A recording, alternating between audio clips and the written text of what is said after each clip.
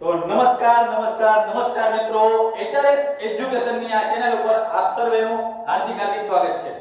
Thumbnail જોઈને તમને ખબર પડી ગઈ છે કે આ ચેનલ એ મોસ્ટ ટાઈમની વસ્તુ આપી રહી છે.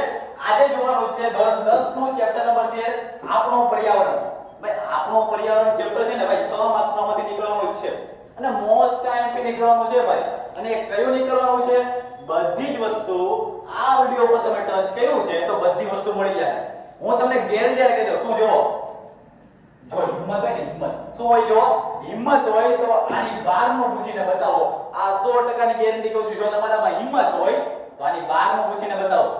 ઈ લેવલ સુધીની ગેરંટી સાથે ઈ લેવલની આઈએમપી અહીંયા તમને મળે છે. તો અત્યારે જ HRS એજ્યુકેશન સાથે જોડાઈ જાઓ, કારણ કે હવે અહીંયા ફૂલ બાકાયદાથી બોલાવવાની છે ભાઈ.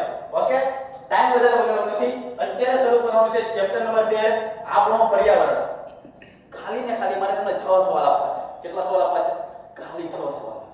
અને મને ખબર છે, તમને ખબર પડી જશે અને આખા ગામને પણ ખબર છે કે HRS ની આગાહી પૂછાય છે. તમને પ્રથમ ધોરણના રિઝલ્ટમાં ખબર પડી જાય. પેપર જ્યારે તમારી સામે આવશે એટલે ખબર પડી જશે. તો અત્યારે ફક્ત ને ફક્ત 6 સવાલ, ખાલી 6 સવાલ જોવા નથી. એમાંથી કેવી રીતે પૂછાય છે, કઈ રીતે આમાં જવાબ લખવાના છે, આ બધી જ વસ્તુ આપણે અહીંયાથી કરવાની છે. અને જોરદાર ટ્રીક સાથે, પાછો એમને નહીં, જોરદાર ટ્રીક સાથે આપણે શીખવાનું છે. તો છેલ્લે સુધી વિડિયો જોવાનો છે ભાઈ, ભાગી જવાનું નથી. લાઈક શેર સબસ્ક્રાઇબ મને કરતા રહેજો, બરાબર? ચાલો, વધારે આપણે વાત નથી કરવી. ચેપ્ટર નંબર 13 આપણું પર્યાવરણ. જો હિંમત હોય તો આની બાદમાં પૂછીને બતાવો, પણ અત્યારે હું આને સાફ કરી નાખું, કારણ કે તમારે આગળ લખવું છે. ઓકે, ચાલો. આ ચેપ્ટરમાંથી પહેલો સવાલ, અને એ જ 2 માર્ક્સ માટે મોસ્ટ ટાઈમ છે. એનું નામ છે ભાઈ નિવસન તંત્ર એટલે શું? નિવસન તંત્ર એટલે શું અને તેના પ્રકારો જણાવો ભાઈ. શું જણાવો? પ્રકારો જણાવો. તો સૌથી પહેલા નિવસન તંત્ર કોને કહેવાય અને એના પ્રકારો જણાવો. એકદમ હું કોણ છું? મનુષ્ય છું. હું સજીવ છું અને આજુબાજુમાં શું છે? પર્યાવરણ છે. ભાઈ સજીવો અને પર્યાવરણ વચ્ચે જે કાંઈ બી આંતરક્રિયા થાય છે, સજીવો અને પર્યાવરણ વચ્ચે જે કાંઈ પણ આંતરક્રિયા થાય છે, બસ એને તો કહેવાય મારા ભાઈ નિવસન તંત્ર. શું કહેવાય? નિવસન તંત્ર. એટલે કે દરેક સજીવ પોતાના પર્યાવરણ સાથે શું કરે છે? આંતરક્રિયા કરે છે. એને જ મારા ભાઈ વિજ્ઞાનમાં નિવસન તંત્ર કહેવાય. અને આ નિવસન તંત્રના ખાલી 2 જ પ્રકારો યાદ રાખવાના છે ભાઈ. એક રતિભાઈનો છોકરો કુદરતી અને બીજો છે કૃત્રિમ. કયા ભાઈ?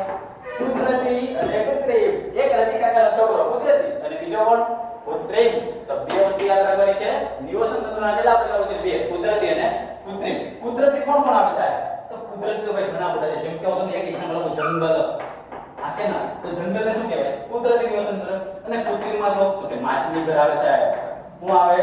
માછલી ઘર. તો આ કેવું કહેવાય? કૃત્રિમ કહેવાય. તો આ 2 માર્ક્સ માટે મોસ્ટ ટાઈમ સવાલ છે. અને 1 માર્ક્સ માટે બી મારે જો તમને કેવું હોય, આ રીલને સેવ કર્યો તો સેવ કરી લેજો. 1 માર્ક્સ માટે મોસ્ટ ટાઈમ હું તમને કહું છું કે દરિયાઈ નિવસન તંત્ર. કેવું નિવસન તંત્ર? દરિયાઈ નિવસન તંત્ર. દરિયાઈ નિવસન તંત્ર એ પૃથ્વી પરનું, ખાલી ભારતનું નહીં મારા ભાઈ, ખાલી ભારતનું નહીં, આખી પૃથ્વી પરનું સૌથી મોટામાં મોટું નિવસન તંત્ર કોઈ હોય તો એ છે દરિયાઈ નિવસન તંત્ર. 1 માર્ક્સ માટે મોસ્ટ ટાઈમ. હું કેટલા સવાલ આપવાનો છું આજે? 6 સવાલ. એમાંથી પહેલો સવાલ આજે આપણે પૂરો કર્યો છે નિવસન તંત્રના પ્રકારો. નિવસન તંત્ર એટલે શું ભાઈ? સજીવ અને તેની આજુબાજુમાં જે પર્યાવરણ છે એની અંદર જે આંતરક્રિયા થાય છે એને કહેવાય નિવસન તંત્ર. કેટલા પ્રકારો? 2, કુદરતી અને કૃત્રિમ. કુદરતીમાં જંગલ આવે, કૃત્રિમમાં ભાઈ માછલી ઘર ને એવું બધું આવતું રહે. અને ભારતનું નહીં પણ દુનિયાનું સૌથી મોટામાં મોટું નિવસન તંત્ર એ છે કયું? દરિયાઈ. એટલું સિમ્પલ છે મારા ભાઈ. પહેલો સવાલ ને આપણે પૂરો કરીએ છીએ. હવે જવું છે બીજા સવાલ પર. બીજા સવાલમાં એટલી ગેરંટી આપું છું, સેવ કરો તો સેવ કરી લેજો ભાઈ. આ જે હું તમને કહું છું ને એમાંથી એક સવાલ તમારી પરીક્ષામાં દેખાશે. અને શું છે? જોઈએ ધ્યાનથી. આહાર જાળ.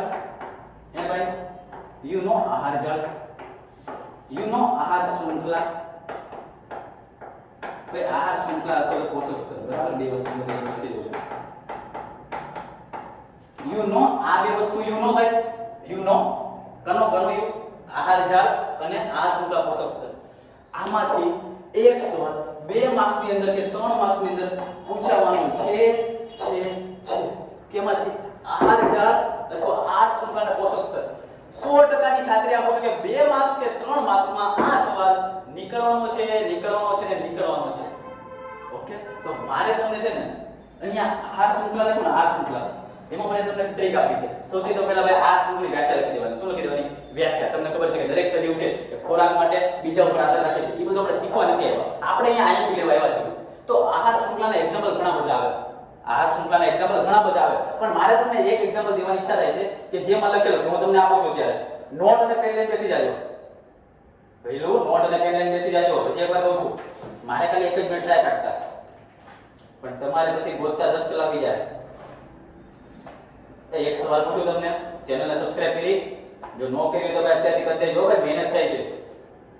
Chapter 116 page number 116 page number yes मिल गया. ચાલો, શું આપવાનું છે મારે તમને? આહાર શૃંખલા માટેનું એક્ઝામ્પલ. આહાર શૃંખલા માટેનું એક્ઝામ્પલ. આ શૃંખલા કોને કહેવાય? કે દરેક સજીવ છે એ ખોરાકની જરૂરિયાત માટે બીજા ઉપર આધાર રાખે. સાચી વાત છે. તો હવે મોસ્ટ ટાઈમ એક્ઝામ્પલ આપું છું, ઈ તમારે પરીક્ષામાં લખી દેવાનું. વ્યાખ્યા લખી દેવાની, એક્ઝામ્પલ લખી દેવાનું. 2 માર્ક્સ મળી ગયા. અને એક્ઝામ્પલ કંઈક આ રીતના છે, ટ્રીક સાથે તમને કહું છું, યાદ રાખજો. ઓકે, ટ્રીક કંઈક આવી છે, જો અહીંયા આટલામાં કરું છું. ઘાસમાં તીતી ઘોડો દેડકા સાથે સાપ સીડી રમે છે. શું છે ટ્રીક? ઘાસમાં તીતી ઘોડો દેડકા સાથે સાપ સીડી રમે છે. ભાઈ 2 માર્ક્સ માટે એક્ઝામ્પલ યાદ રાખવાનું છે. ક્યાં ભાઈ? ઘાસમાં. ઘાસમાં કોણ? તીતી ઘોડો. કયો ઘોડો? તીતી ઘોડો. કોની સાથે? દેડકા સાથે. કોની સાથે? દેડકા સાથે. શું રમે છે ભાઈ? સાપ અને સીડી. તો સીડી ની લખવાનું, સમરી લખવાનું. ઓકે, તો આ શૃંખલા થઈ ગઈ એક તમારી કે ઘાસને ખાવાવાળા તીતી ઘોડાને ખાવાવાળા દેડકા, દેડકાને ખાવાવાળા સાપ અને સાપને ખાવાવાળા સમડી. આ મોસ્ટ ટાઈમ છે ભાઈ. આ શૃંખલાની વ્યાખ્યા લખી દેવાની અને એક એક્ઝામ્પલ આપી દેવાનું. ઘાસમાં તીતી ઘોડો દેડકા સાથે સાપ સીડી રમે છે. સીડી બોલે તો સમડી. ઓકે, યાદ રહેશે. તો આવડિયા વસ્તુ છે ને ભાઈ, મોસ્ટ ટાઈમ છે, નોટ ડાઉન કરી લેજો.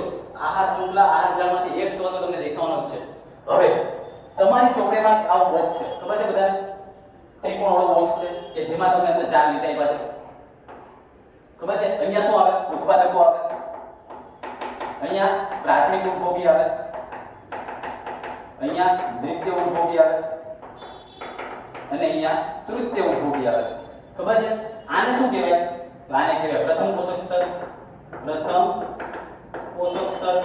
આને કહેવાય દ્વિતીય, આને કહેવાય તૃતીય અને આને કહેવાય ચતુર્થ. આ પ્રાથમિક પોષક સ્તર, દ્વિતીય પોષક સ્તર, તૃતીય પોષક સ્તર, ચતુર્થ પોષક સ્તર 100% ની ગેરંટી રાખી દો. બોર્ડમાં પણ, વાર્ષિક પરીક્ષામાં પણ અને પ્રથમ સત્રમાં પણ આમાંથી એ લોકો જોડકા પૂછે છે, ખાલી જગ્યા પૂછે છે, 1 માર્ક્સમાં પૂછે છે અને ક્યારેક તો 2 માર્ક્સમાં બી આવી જાય. એટલે આ વસ્તુ યાદ રાખવાની છે. અને આ બધાને ઊર્જાનું વહન હંમેશા કેવું થાય? એક દિશીય અથવા તો એક માર્ગીય. આપણને પૂછાય 1 માર્ક્સમાં કે ઊર્જાનું વહન કેવી રીતના થાય? તો કે ઊર્જાનું વહન હંમેશા એક માર્ગીય થાય. અને જોડકામાં બી પૂછાય કે ઉત્પાદકો કયા પોષક સ્તરે આવે? પ્રાથમિક. દ્વિતીય ઉપભોગી કયા પોષક સ્તરે આવે? તૃતીય. તો મોસ્ટ ટાઈમ છે અત્યારે સ્ક્રીનશોટ લેવા તો લઈ લેજો, બરાબર? નકર પછી આ વિડિયો તમને ક્યાંય મળવાનો નથી. અને આ એટલી બધી આઈએમપી છે કે જે લોકો 50,000 ફી ભરે છે, ત્યાં જ્યાં કન્ટેન્ટ જાય છે એ કન્ટેન્ટ તમને ફ્રીમાં મળે છે. ઓકે, તો થોડીક કદર બી કરજો, થોડીક લાઈક બેક તમારી ત્યાં કરતા રહેજો. વધારે પૈસા નથી રાખી, પણ અમારો ટાર્ગેટ એક જ છે કે ખૂણે સુધી અમારું જે આઈએમપી છે, અમારું જે શિક્ષણ છે એ પહોંચાડવાનું છે. ઓકે, તો કોમેન્ટમાં બી તમે તમારી પ્રતિક્રિયા આપતા રહેજો. અહીંયા સુધી મેં મારા 2 સવાલ પૂરા કર્યા છે. આગળ મારે હવે તમને ત્રીજો સવાલ આપવો છે અને ત્રીજો સવાલ થોડીક મજેદાર ટ્રીકની સાથે પણ આપવો છે. તો ત્રીજા સવાલની આપણે હવે શરૂઆત કરીએ કે જે તમારી પરીક્ષામાં અને બોર્ડની અંદર વધારે પૂછાય છે. ચાલો, નામ છે એનું જૈવિક વિશાલન. શું નામ છે? જૈવિક વિશાલન. સૌથી પહેલા આપણે ટોપિક સમજી લઈએ. આ ટોપિક એવું કહેવા માંગે છે કે આહાર શૃંખલા હોય ને, આહાર શૃંખલા એની અંદર ઊર્જા અને ખનિજનું વહન થાય. ખબર છે ને તમને? ખનિજ દ્રવ્ય અને ઊર્જાનું વહન થાય. હા કે ના? નીચેથી ઉપર, ઉપરથી ઉપર, ઉપરથી ઉપર ખનિજ અને ઊર્જાનું થાય વહન થાય છે. આ વહન ઉપલા પોષક સ્તરમાં થાય. ક્યાં થાય? ઉપલા પોષક સ્તરમાં થાય. અને ઉપલા પોષક સ્તરમાં તે શું પામે છે ભાઈ? એમાં કોઈ જૈવ અવિઘટનીય કચરો આવી ગયો, જૈવ અવિઘટનીય કચરો આવી જાય તો એનો સંગ્રહ કન્સેપ્ટ છે, બહુ જ ગૂંચવાડાવાળો છે. ક્યારેક ખબર ન પડે એવો ગૂંચવાડાવાળો છે આ કન્સેપ્ટ. કયો જૈવિક વિશાલન વાળો કે આહાર શૃંખલાની અંદર ઊર્જા અને ખનિજ દ્રવ્યનું વહન થાય. ક્યારે? નીચેથી ઉપર એટલે ઉપલા પોષક સ્તરમાં શું થાય? વહન થાય. અને એમાં કોઈ જૈવ અવિઘટનીય કચરો આવી જાય તો આને કહેવાય જૈવિક વિશાલન. કેટલા માર્ક્સમાં પૂછાય છે? 2 માર્ક્સમાં. એક ઉદાહરણ આપી દેવાનું. હવે હું તમને ટ્રીક આપું છું યાદ રાખવા માટે. એક દિવસ ધ્યાનથી સાંભળજો ભાઈ, કાનને ખોલ નાખજો. એક દિવસની વાત છે. હું એક ક્લાસમાં ગયો. હું ક્યાં ગયો? એક ક્લાસમાં. હવે હું તમને 2 અવાજ સંભળાવું છું. ધ્યાનથી. હું ક્લાસમાં ગયો અને એક છોકરો અવાજ કરતો હતો. એનો અવાજ કરતો હતો. એક છોકરો એનો અવાજ કરતો હતો. હું આવ્યો. મોયા અહીંયા તારા પપ્પા ફી ભરે છે, ખબર પડે તને? ભણવા ખબર પડે કઈ? હા? નક્કી રોંદે 2 લાખ પાડ દે. એમ કરીને 2 લાખ પાડ દીધા. કારણ કે એક તો બધા કેટલા બેઠા 2 લાખ માં દીધા. કેટલા લાખ માં દીધા? 2 લાખ માં દીધા. 2 લાખ મારે નો વયો ગયો. પછી હું મારા લેક્ચર માં આવ્યો, મારો આખો ટોપિક ને સમજાવી દીધો. બધું એને સમજે પડી ગઈ. સમજ તો પડી ગઈ, પણ એના મગજમાં એક વસ્તુ ભરી ગઈ.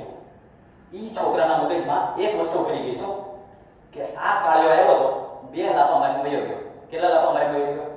2 લાફા મારી વયો ગયો. હવે એને કન્સેપ્ટ ભલે યાદ રહી ગયો જે ભણ્યા હોતે, પણ એને 2 લાફા વધારે યાદ રહ્યા. અને એ 2 લાફા એ ક્યારે ભૂલી ન શકવાનો. કેમ? કારણ કે વગર કામના માર્યા છે મેં. હા કે ના? એ 2 લાફા એ બીજાને કહે કે જો મને આવીના માર્યા હતા, પેલો બીજો ત્રીજાને કહે, ત્રીજો ચોથાને કહે કે આને 2 લાફા માર્યા હતા. હા કે ના? બસ આને કહેવાય જૈવિક વિશાલન. શું કહેવાય? જૈવિક વિશાલન. કે જ્યારે આહાર શૃંખલામાં ઊર્જા અને ખનિજ દ્રવ્યનું વહન તો થાય, પણ એમાં કોઈ જૈવ અવિઘટનીય કચરો આવી જાય. કયો કચરો આવી જાય? જૈવ અવિઘટનીય કચરો. એટલે કે હું આવ્યો હતો ને મારવા આટલો એના માટે એ કચરો કહેવાય. હું એને મારવા માટે આવ્યો હતો તો એનું શું થઈ જાય? તો એનો સંગ્રહ થઈ જાય. એના મગજમાં છપાઈ જાય કે નહીં મને ઓલાએ લાફો માર્યો હતો. એટલે જૈવ અવિઘટનીય કચરો સંગ્રહ પામે. એને કહેવાય જૈવિક વિશાલન. શું કહેવાય? જૈવિક વિશાલન. 2 માર્ક્સમાં પૂછાય છે. ઉદાહરણ શું આપવાનું? કે ધારો કે હું ખેડૂત છું. ખેડૂત ખેતીમાં શું નાખે? તો ભાઈ ખબર છે ને દવા છાંટે છે. આ દવા છાંટે તો દવા છાંટવાથી શું થાય? તો એ વનસ્પતિ કે પાક ઉપર દવા આવે, ત્યાંથી કોઈ જીવજંતુ આવે, કોઈ ઈયળો આવે, કોઈ બી કંઈક માખી આવે, મધમાખી આવે, ખાવા આવે, તો એ જ્યારે ખાશે તો એ મરી જશે. એટલે કે જે આ જૈવ અવિઘટનીય કચરો છે, જે દવા છે, એ ઉપલા પોષક તત્વમાં પણ શું પામે છે? વહન પામે છે. મોસ્ટ ટાઈમ યાદ આજનો ત્રીજો સવાલ જૈવિક વિશાલન પૂછાય છે. ઓ ભાઈ યાદ રાખજો. હવે થોડા આપણે આગળ જઈએ. 3 સવાલને આપણે પુનરાવૃત્તિ કરી છે. સૌથી પહેલો નિવસન તંત્ર વાળો, બીજો આહાર શૃંખલા આહાર જાળ અને પોષક સ્તર વાળો, ત્રીજો સવાલ આપણે જોયો જૈવિક વિશાલન વાળો. હવે એક સવાલ બોર્ડની પરીક્ષા માટે પણ મોસ્ટ ટાઈમ છે, વાર્ષિક પરીક્ષા માટે પણ મોસ્ટ ટાઈમ છે, હમણાં તો દેખાવાનો જ છે. અને એ આવે છે મેઈન ટોપિક છે કચરાનું વ્યવસ્થાપન. કચરાનું વ્યવસ્થાપન. આ સવાલ બહુ જ મોસ્ટ ટાઈમ છે. કચરાનું વ્યવસ્થાપન કઈ રીતના? ત્યાંથી સમજીએ આપણે. સૌથી પહેલા હું તમને સવાલ એવો પૂછું છું કે ધારો કે તમારી સ્કૂલમાં નકરો કચરો થઈ ગયો છે. હવે તમારે કચરા માટે કંઈક નિકાલ કરવા માટે કંઈક તમારું યોગદાન આપવાનું છે. એના માટે ભાઈ નિકાલ કરવા માટે, કચરાના નિકાલ કરવા માટે તમારું યોગદાન. બસ તમને આવો સવાલ પૂછશે. કચરાના નિકાલ કરવા માટે તમારું યોગદાન શું હશે? એ તમને 2 માર્ક્સમાં પૂછે. કેટલા માર્ક્સમાં પૂછે? 2 માર્ક્સમાં પૂછે. તો આ મોસ્ટ ટાઈમ છે. એના માટે ખાલી બે જ વસ્તુ યાદ રાખવાની છે. કચરા નિકાલ કરવો હોય ને તો તમારે 2 જ વસ્તુ યાદ રાખવાની. એક તો પુનઃ ઉપયોગ. શું ઉપયોગ? પુનઃ ઉપયોગ. અને બીજું આવે પુનઃ ચક્રીયકરણ. બીજું શું આવે? પુનઃ ચક્રીયકરણ. પુનઃ ઉપયોગ એટલે શું થાય ભાઈ? રીયુઝ. અને પુનઃ ચક્રીકરણ એટલે શું થાય? રિસાયકલ. આ કે ના? આ 2 વસ્તુ મોસ્ટ ટાઈમ છે ભાઈ. તમને હું પૂછાય સવાલ કે કચરાના નિકાલ કરવા માટે તમારું યોગદાન શું છે? તો ભાઈ હું હર્ષિલ છું. મારે જો કચરાનો નિકાલ કરવો હોય તો સૌથી પહેલા તો હું કચરો લઈશ. કચરાને સૌથી પહેલા તો અલગ અલગ વિષય દેવાના. આ ઘન છે, આ પ્રવાહી છે, આ જે અવિઘટનીય છે, આ જે વિઘટનીય છે, એ બધું આપણે બધા ભણી ગયા છે. પણ હવે કચરાનો નિકાલ કરવો છે તેના માટે મારું યોગદાન શું? તો આ કચરા માટે હું 2 વસ્તુ ગોતીશ. કઈ વસ્તુ? એક રીયુઝ વાળી ને રિસાયકલ વાળી. અમુક કચરો એવો છે કે જેનો હું ફરીથી વાપરી શકું, રીયુઝ કરી શકું. હા કે ના? તો એને કહેવાય રીયુઝ, પુનઃ ઉપયોગ કરવો. અને અમુક કચરો છે રિસાયકલ કરી દેવાનો. કે એને તમારે શું કરી દેવાનું છે? ભાઈ કોઈ ફેક્ટરીમાં મોકલી દેવાનું છે, ભઠ્ઠીમાં ગરમ કરી પ્લાસ્ટિકને ગરમ કરી એમાંથી પાછું નવું પ્લાસ્ટિક બનાવો, રીસાયકલ કરો, એને કહેવાય પુનઃચક્રીકરણ. આ મારું યોગદાન છે. 2 માર્ક્સ પર સાવ લખવાનું હોય. એમાં તમે તમારી ધારણા લખી શકો. ચોપડીનું બેઠું મારવાની જરૂર નથી. તમે કોઈ પણ વસ્તુમાં લખી શકો. તે મોસ્ટ ટાઈમ છે, યાદ રાખવા જેવો ટોપિક છે. આ તો સવાલ નંબર 4. ઓકે, 2 જ સવાલ હવે મારે તમને આપવાના છે. કેટલા ખાલી? 2 જ સવાલ આપવાના છે. અને એક સવાલ હું તમને સૌથી પહેલા કહી દઉં છું, એ છે ઓઝોન વાળો. કયો? ઓઝોન. ઓઝોનનું નિર્માણ કઈ રીતના થાય, ઓઝોન બને કઈ રીતના, ઓઝોન કયા વાતાવરણમાં હોય, ઓઝોનનું સમીકરણ શું છે, આ બધી જ વસ્તુ એ 3 માર્ક્સ માટે મોસ્ટ ટાઈમની સવાલ છે. કેટલા માર્ક્સ માટે? 3 માર્ક્સ માટે મોસ્ટ ટાઈમની સવાલ છે ઓઝોન. ઓઝોન છે આપણને બધાને ખબર છે કે O2 છે, O2. O2 માંથી O+ O છૂટા પડે. હા કે ના? એ ઓક્સિજન છે, એ O2 આરે જોડાય એટલે એમાંથી રહીએ O3. આ સમીકરણ તો આપણને બધાને આવડતા છે, પણ સમીકરણ ઉપર ઉધાર ન પડો. ઓઝોનનું મુખ્ય કાર્ય શું છે? 1 માર્ક્સમાં હોય છે કે ઓઝોનનું મુખ્ય કાર્ય શું છે? તો સૌથી પહેલા તે સ્ટ્રેટોસ્ફિયરમાં હોય. કયા સ્ફિયરમાં હોય? ઓઝોન છે ને ક્યાં હોય? સ્ટ્રેટોસ્ફિયરમાં હોય. એનું મુખ્ય કાર્ય શું છે? મોસ્ટ ટાઈમ આ લાઈન યાદ રાખો, ભલે ગમે યાદ ન રાખો, કે આ ઓઝોન છે એ પૃથ્વી પર UV ના કિરણોને આવતા રોકે છે. શું રોકે છે? આવતા રોકે છે. હવે ધ્યાનથી જુઓ. આઈ એમ પોપટલાલ. પૂછો આઈ એમ પોપટલાલ. હું અત્યારે પોપટલાલ બની ગયો છું. મને ખબર છે કે પોપટલાલનો જીવનસાથી છે કોણ? એનો છાતો. હા કે ના? પોપટલાલનો જીવનસાથી કોણ છે? એનો છાતો. હવે તમે ધ્યાનથી જુઓ. વરસાદ આવે છે બહાર. શું આવે છે ભાઈ? વરસાદ આવે છે. બાબુભાઈ છત્રીવાળા, હાય હાય બાબુભાઈ છત્રીવાળા. ભાઈ વરસાદ આવ્યો અત્યારે, અને વરસાદ આવ્યો એટલે મેં શું ખોલી? મારી છત્રી ખોલી. સર તમે છત્રી કેમ ખોલી? એટલે ભાઈ ખબર નહીં પડતી ઉપર શું આવે છે? વરસાદ આવે છે. જો વરસાદ મારી ઉપર પડશે, મારે જવું છે બહાર અને મને આ વરસાદ મળશે, એટલે મારે છત્રીની જરૂર છે. કે છત્રી હું રાખીશ ઉપર, કે જ્યાં બહારથી વરસાદ આવે છે એનાથી મને શું મળશે? રક્ષણ મળશે. એટલે કે હું જે જગ્યાએ જવા માંગુ છું ત્યાં જઈશ. હા કે ના? હવે ઘડી છત્રીને મૂકું સાઈડમાં. આ જે છત્રી જેવું કામ છે, છત્રી જેવું કામ છે કોણ કરે છે? એ ઓઝોન કરે. કોણ કરે છે? ઓઝોન. કે વાતાવરણમાંથી કોણ આવે છે? અલ્ટ્રાવાયોલેટ કિરણો. કે કયા કિરણો? પારજાંબી કિરણો, UV કિરણો, પારજાંબી કિરણો. એ વાતાવરણમાંથી પૃથ્વી ઉપર આવે છે. પણ પૃથ્વી ઉપર આવે એની પહેલા શોષણ થઈ જાય છે. અને શોષણ કોણ કરે છે? તો એ કરે છે ઓઝોન. તો ઓઝોન આપણા માટે અગત્યનો છે કે પૃથ્વી ઉપર આવતા પારજાંબી કિરણનું શોષણ કોણ કરે છે? ઓઝોન કરે છે. તો ઓઝોન આપણા માટે શું છે ભાઈ? ફાયદાકારક છે. મોસ્ટ ટાઈમ બીજા ઓઝોન 3 માર્ક્સમાં પૂછાય છે, તો કરી લેવાનો છે. ઓકે, લેક્ચરની પૂર્ણાવૃત્તિ થઈ જ ગઈ છે. એક જ સવાલ મારે તમને આપવાનો છે. એ મેં છેલ્લે રાખ્યું એનું કારણ એક જ છે કે આમાંથી ડાયરેક્ટ તમને મોટો નથી પૂછતા, નાનો નાનો પૂછે છે. કઈ રીતના પૂછે હું તમને કહું. સવાલ કઈ કેવો છે? નિવસન તંત્રના ઘટકો. આ છેલ્લો સવાલ. હવે આપણો લેક્ચર પૂરો થાય છે. નિવસન તંત્રના ઘટકો જણાવો. આપણને ખબર છે મુખ્ય 2 જ ઘટકો આવે. એક આવે જૈવિક અને બીજું આવે અજૈવિક. આ સવાલ 4 માર્ક્સમાં બી પૂછાય છે અને નાના નાના કરીને 2 માર્ક્સમાં બી પૂછાય છે. ઓકે, નિવસન તંત્રના કેટલા ઘટક આવે? 2, જૈવિક અને અજૈવિક. જેટલા બી સજીવો છે એ લોકોનો સમાવેશ થાય જૈવિકમાં, અને જેટલા બી નિર્જીવ હશે એનો સમાવેશ ક્યાં થશે? અજૈવિકમાં થાય. હવે આ અજૈવિકની અંદર હું તમને મસ્ત ચાર્ટ આપું છું. એ ચાર્ટ તમારે યાદ રાખવાનો છે ખાલી. જૈવિક અને અજૈવિકની અંદર જે અજૈવિક છે એમાં કોણ આવી ગયું? નિર્જીવ આવી ગયા. અને જૈવિકમાં કોણ આવી ગયા? સજીવોમાં. હવે આની અંદર 3 પ્રકાર પાડી દેવાના.